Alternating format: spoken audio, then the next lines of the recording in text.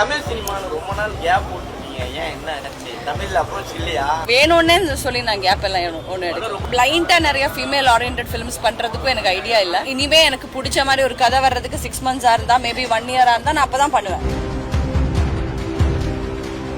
படம் நீங்க ப்ரொடியூஸ் பண்றதுக்கு என்ன காரணம்? இவங்க தான் கேட்டாங்க. தமிழ் சினிமால ரொம்ப நாள் கேப் போட்டுருக்கீங்க, ஏன் என்ன ஆச்சு? தமிழ்ல அப்ரோச் இல்லையா? அவ்வளோ ஒரு ஒரு ஒரு ஒரு கான்ஷியஸ் ஒரு ரீசன் எல்லாம் ஒன்றும் இல்லை. நல்ல ப்ராஜெக்ட்ஸ் வந்தால் நான் கண்டிப்பாக பண்ணுவோம். ஏதோ அந்த ஒரு டைமில் நான் வேற மலையாளம் கன்னடா சொல்லி நானும் பிஸி ஆகிட்டேன். நல்ல ப்ராஜெக்ட்ஸ் வந்தால் பண்ணுவேன். இந்த மாதிரி வேணும்னே சொல்லி நான் கேப் எல்லாம் ஒன்று எடுக்கிறேன். படம் ரொம்ப சூப்பராக இருக்கு. ஆனால் வந்து அந்த ஒரு பர்டிகுலர் இங்கிலீஷ் வேர்டை வந்து மேல் ஆஃபீஸர்ஸ் கூட யூஸ் பண்ணல. பட் நீங்கள் அதை ரொம்ப நார்மலைஸ் பண்ணுறீங்க.